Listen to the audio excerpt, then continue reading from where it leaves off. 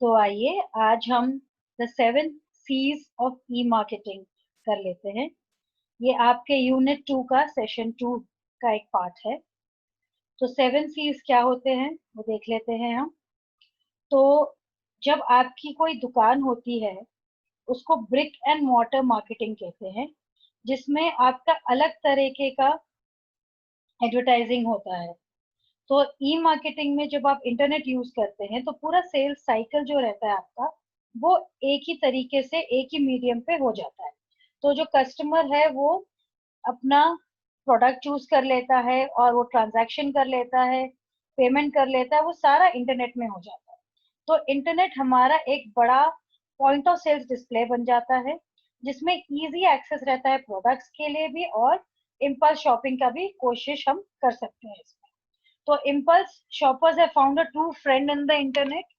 इस इसलिए कहा जा रहा है कि जब भी आप कुछ खरीदना चाहें, आप वेबसाइट पर लॉग इन करके अपना प्रोडक्ट ढूंढ सकते हैं और खरीद सकते हैं। तो इसमें टारगेटिंग टेक्निक्स आपके अलग अलग होते हैं, क्योंकि अगर कस्टमर्स को वो प्रोडक्ट पसंद नहीं आया या उसके प्राइस उसको सही नहीं लगा, तो वो कहीं और जाके भी खरीद सकता है। तो अगर आप सही तरीके से इसको मार्केट करें तो इंटरनेट के थ्रू आप अपने आराम से अपना एडवर्टाइजमेंट कर सकते हैं। तो यहाँ पे 7 C's ऑफ ई मार्केटिंग की हम बात कर रहे हैं। सबसे पहले कॉन्ट्रैक्ट।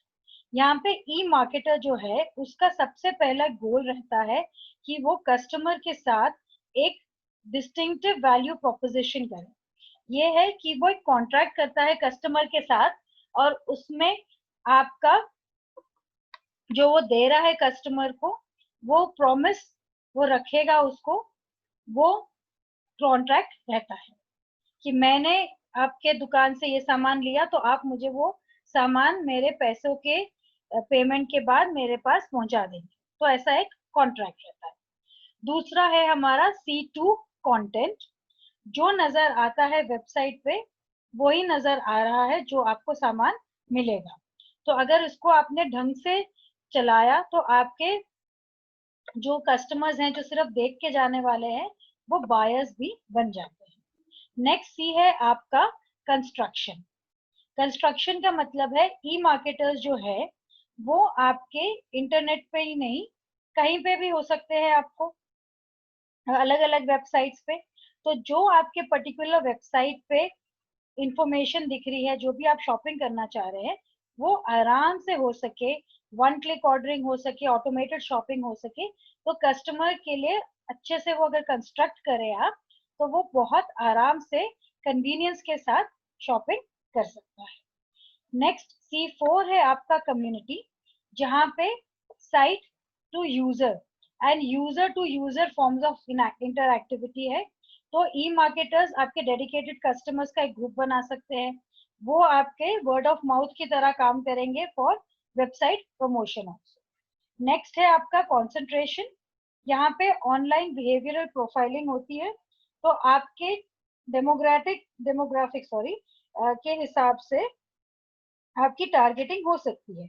तो जैसे आपके कंज्यूमर्स हैं, आपको मालूम है उसको क्या पसंद है, क्या नहीं पसंद है, तो वो सब आप देख के बिहेवियर आप उसका ऑब्जर्व करके एडवर्टाइजर उसको ही टारगेट कर सकता है, उसके जो मनपसंद चीजें हैं।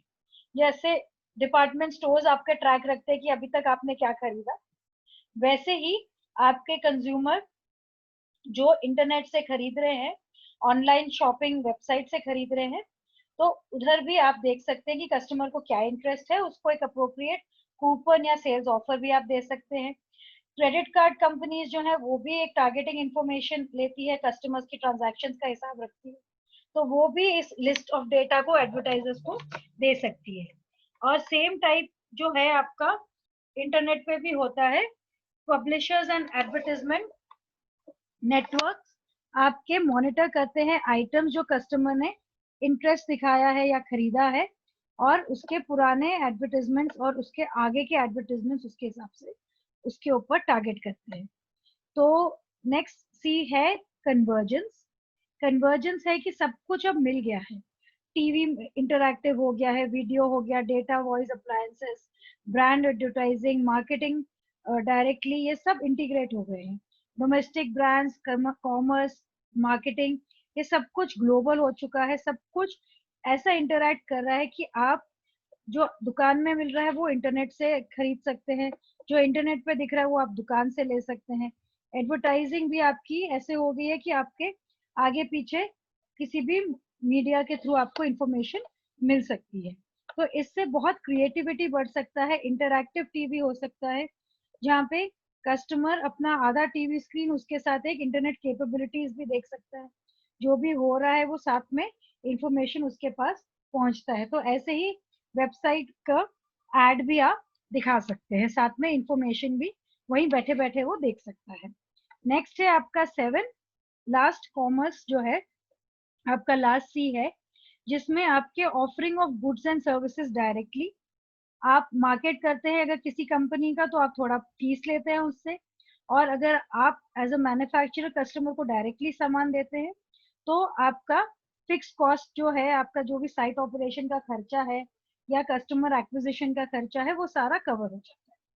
तो to be successful on the internet, e-marketers will have to do more than reproduce their offline business models online. इसका मतलब ये है कि ये नहीं कि आपका दुकान जैसे है वैसे ही आप एक वेबसाइट बना दें, आपको इसको ज्यादा बढ़िया बनाना पड़ेगा ताकि लोगों को अट्रैक्ट कर सके, वो आपकी दुकान से ज्यादा सामान आपके इंटरनेट वेबसाइट से खरीद सके।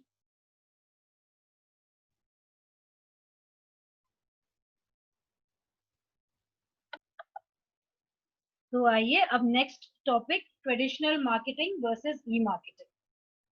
ट्रेडिशनल मार्केटिंग वही है जो एक नॉर्मल दुकान में आप जाते हैं सामान खरीदते हैं, या रिटेलर आपको एक नॉर्मल दुकान में सामान बेचता है। और ई मार्केटिंग अभी आप समझ ही गए, इंटरनेट के थ्रू मार्केटिंग। तो जो टेक्नोलॉजी है वो ट्रेडिशनल वेज ऑफ मार्केटिंग को 3 तरीके से इफेक्ट करती है। एक तो आपके एफिशिएंसी इन मार्केटिंग हो जाती है, आपके मार्केटिंग स्ट्रेटजी का एक तरीका ही बदल जाता है, और इससे कंज्यूमर का बिहेवियर भी बदल जाता है, और आपके वो फर्म्स जो टेक्नोलॉजी यूज करते हैं वो कस्टमर्स को ज्यादा अट्रैक्ट कर पाते हैं। तो बेनिफिट क्या रहता है ई मार्केटिंग का और ट्रेडिशनल मार्केटिंग का? ई मार्केटिंग और ट्रेडिशनल मार्केटिंग में फर्क क्या है और इससे ई मार्केटिंग कैसे बेहतर है, आज आइए देख लेते हैं। तो ई मार्केटिंग या ईमेल मार्केटिंग जो है वो क्यों पॉपुलर है? सबसे पहले तो आपको जो आपने खरीदा है उसके हिसाब से आपका बिलिंग दिखता है, आपको अगर आपको ज्यादा लगता है तो आप कम ज्यादा उसमें कर सकते हैं। तो email marketing is often reported as second only to search marketing. तो ये सबसे इफेक्टिव ऑनलाइन मार्केटिंग टैक्टिक है। ये आपके ट्रेडिशनल में हम यहाँ पे अपने जैसे रिटेल स्टोर ट्रेडिशनल मार्केट हमारा रहता है, हम ट्रेडिशनल मेल करते हैं वहां से, तो आपके ट्रेडिशनल मेल से भी ये तेज रहता है, और आपका हाई कॉस्ट एंड टाइम जो रहता है वो बचाता है। आप ज्यादा से ज्यादा ईमेल सब्सक्राइबर्स तक पहुंच सकते हैं, और आपके इंटरनेट यूजर्स जो है वो ईमेल बहुत बारी चेक करते हैं, तो वो आपका ज्यादा इंफॉर्मेशन भी पहुंच सकता है। तो अभी हमने जो बात करी वो हमारी traditional marketing versus e marketing के बारे में थी। तो हमने हमारे ट्रेडिशनल स्टोर्स के ट्रेडिशनल मार्केटिंग स्टाइल्स क्या रहते थे कि हम लोगों को कांटेक्ट करते थे, हम ईमेल नहीं भेजते थे, हम पैम्फलेट्स बांटते थे, हम न्यूज़पेपर में ऐड देते थे, या फिर हम लेटर्स लिखते थे। और ई मार्केटिंग जो ईमेल मार्केटिंग है उसमें हम कस्टमर्स को डायरेक्टली मेल्स भेज रहे और उनसे कनेक्ट कर रहे हैं। अब डिसएडवांटेजेस क्या रहते हैं ट्रेडिशनल मार्केटिंग के? तो आपके जो ईमेल रहते हैं वो आपके ज्यादातर कस्टमर्स उनके पास पहुंच जाता है, और अगर वो स्पैम में नहीं जाता है तो वो आराम से कस्टमर के पास पहुंच जाता है। और ट्रेडिशनल मार्केटिंग जो है वो टाइम लगाता है पहुंचने का। तो आज अभी हम देख रहे हैं the differences between E marketing and traditional marketing. E marketing interactive होता है, वो आराम से कस्टमर तक पहुंच जाता है, कस्टमर के आगे आगे उसके आगे कस्टमर जो है उन तक भी इंफॉर्मेशन पहुंचा सकते हैं। ट्रेडिशनल मार्केटिंग में आप एक ही कांटेक्ट करते हैं कस्टमर की तरफ, सिर्फ एक रिटेलर और एक कस्टमर वाला कनेक्शन होता है। डिस्प्ले ऑफ गुड्स जो रहते हैं आपके वो आपके मार्केटिंग के थ्रू होता है, वेबसाइट के थ्रू होता है। और ट्रेडिशनल मार्केटिंग में जो है वहां पे वो जगह की कमी होती है, तो फिर आप ज्यादा से ज्यादा प्रोडक्ट्स डिस्प्ले नहीं कर सकते। रिलेशनशिप जो रहता है वो लॉन्ग टर्म रहता है आपके ई मार्केटिंग में, और ट्रेडिशनल मार्केटिंग में एक एक डील के ऊपर इम्प्लीमेंटेशन होता है। इंफॉर्मेशन जो रहती है आपके, इंफॉर्मेशन गुड्स एंड सर्विसेज के उसके साथ ही जुड़े रहते हैं। और ट्रेडिशनल मार्केट में आपको टाइम लगता है, लिमिटेड इंफॉर्मेशन होती है, आप सेल्स पर्सन से पूछते हैं। कॉस्ट डिजिटल मार्केटिंग में ज्यादा सस्ता रहता है और इजी रहता है इम्प्लीमेंटेशन का, उसके मुताबिक ट्रेडिशनल मार्केटिंग के मेथड ज्यादा एक्सपेंसिव रहते हैं। टारगेट कस्टमर्स जो है वो हमारे क्लाइंट के पास एक्सेसिबल रहते हैं हमेशा, और ट्रेडिशनल मार्केट में हमें कस्टमर्स को एक्सेस करना मुश्किल होता है। बैंड जो है उसका लिमिटेड रहता है ट्रेडिशनल मार्केट का, और यहाँ पे आप ज्यादा से ज्यादा लोगों को ज्यादा से ज्यादा प्रोडक्ट्स पहुंचा सकते हैं। प्रमोशन जो है आपका वो उसी पर्टिकुलर टाइम एंड स्पेस के लिए होता है ट्रेडिशनल मार्केट में, और ई मार्केटिंग में आप इंटरनेशनल मार्केट हो या लोकल मार्केट हो, आप कहीं पे भी अपना पॉपुलराइज कर सकते हैं। रिटर्न इसका मेजर करना इजी हो जाता है। ट्रेडिशनल मार्केट में रिटर्न ऑफ इन्वेस्टमेंट, कितना पैसा वापस आ रहा है जितना आपने इन्वेस्ट किया उसके मुताबिक वो मेजर करना मुश्किल हो जाता है। सक्सेस भी ईमेल मार्केटिंग में या ई मार्केटिंग में ज्यादा अच्छे से होता है, ट्रेडिशनल मार्केटिंग में थोड़ा मुश्किल हो जाता है। तो इससे आपका ये वाला सेशन कंप्लीट हो जाता है। तो आप टेक्स्ट बुक के क्वेश्चन देख सकते हैं, कुछ डाउट हो तो मुझसे पूछ सकते हैं।